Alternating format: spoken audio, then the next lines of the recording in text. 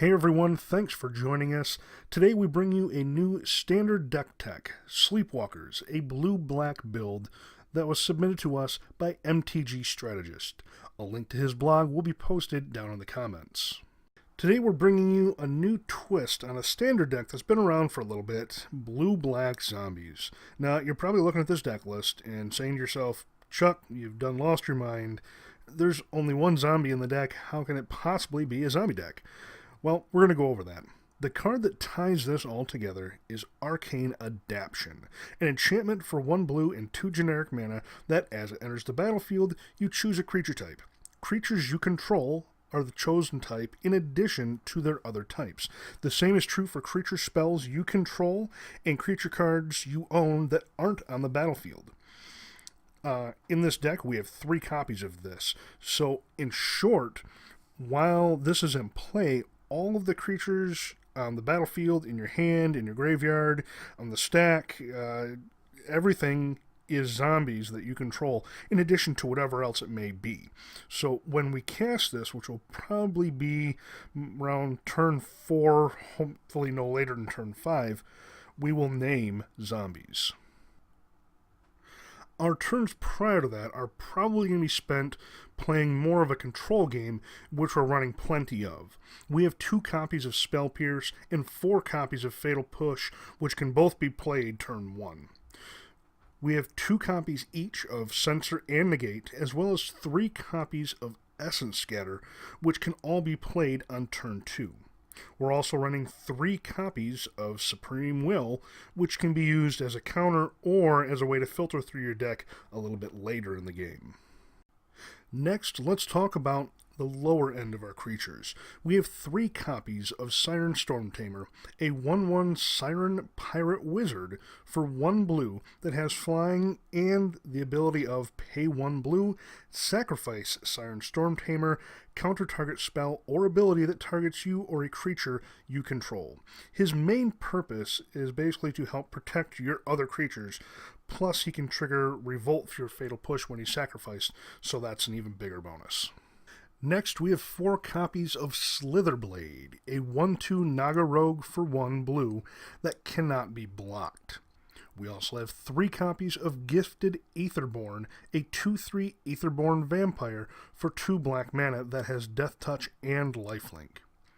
Then we have 4 copies of Lord of the Accursed, a 2/3 zombie for 1 black mana and 2 generic that gives all other zombies +1/+1.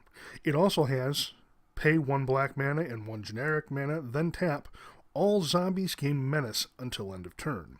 If we have Arcane Adaption out, our unblockables are now hitting for 2, and our Gifted Aetherborn are now a hefty 3/4 with Death Touch and Lifelink.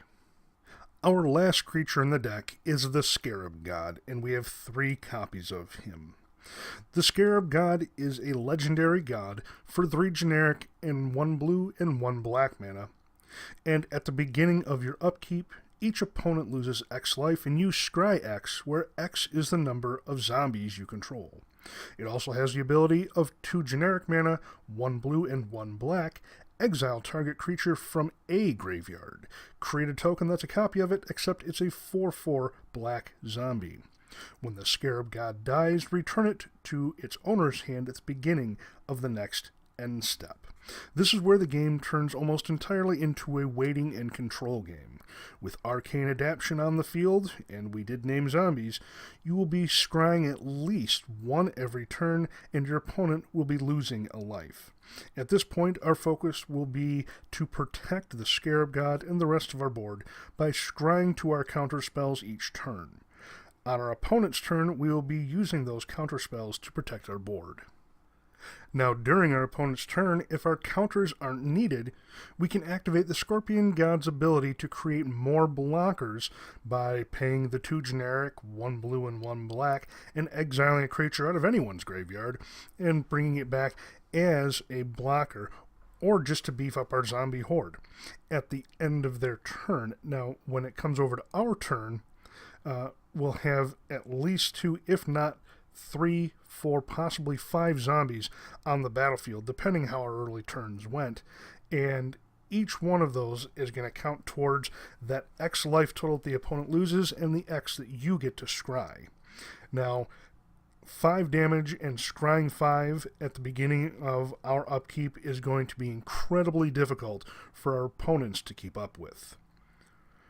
Lastly, we have our lands, and those are pretty straightforward. We have 4 drowned catacombs and 4 fetid pools that can be cycled away later game if we need them to be. Then we also have 8 islands and 8 swamps. Not a whole lot to it. Our sideboard consists of 3 copies of Raider's Wake, a black enchantment that costs 3 generic and 1 black, and whenever an opponent discards a card, that player loses 2 life. It also has the raid trigger at the beginning of your end step. If you attack with a creature this turn, target opponent discards a card. This is for those matches that you just need another way to get just a few more points of damage through to get the game over with. We also have 4 copies of Duress, a sorcery that costs 1 black mana, and target opponent reveals his or her hand. You choose a non-creature, non-land card from it. That player discards that card. This is going to help remove some threats before they become actual threats, and it also happens to work really good with Raider's Wake. We also have 2 copies of Chart a Course, a blue sorcery that costs 1 generic and 1 blue. Draw 2 cards, then discard a card unless you attacked with a creature this turn. This is to give us a bit more card advantage over our opponents. We also have 2 copies of Perilous Voyage, a blue instant spell that costs 1 generic and 1 blue. Return target non-land permanent you don't control to its owner's hand. If its converted mana cost is 2 or less, scry 2. This is essentially for those creature-heavy decks, just to pull out a little extra time for you. We have 2 copies of Bantu's Last Reckoning, a black sorcery for 1 generic and 2 black mana that destroys all creatures. Lands you control do not untap during your next untap step. This is going to help us catch up in any creature-heavy or aggro decks that we may be facing. We also have 2 copies of Torrential Gearhulk, a 5/6 artifact creature construct for 4 generic and 2 blue that has flash, and when Torrential Gearhulk enters the battlefield, you may cast target instant card from your graveyard without paying its mana cost. If that card will be put into your graveyard this turn, exile it instead. These are a great toolbox card that will provide a body as well as bringing back one of our many control elements that are probably sitting in our graveyard. Well, that about covers it for this deck tech. Not only is this list extremely fun to play, but it's also on the competitive side as well. So if you happen to play this at an event or even just at your kitchen table, drop us a line, let us know how you did, what you thought, you liked it, you loved it, you hated it, any changes you might make, let us know in the comments below. A special thanks goes out to MTG Strategist for his fun and innovative list. If you liked what you saw today, click that like button, subscribe to the channel, share this video with your family, friends, co-workers, and pets. We could all use a little more magic in our lives. Thank you very much for watching, and as always, you can find us on Facebook and Twitter, ChuckWagon MTG.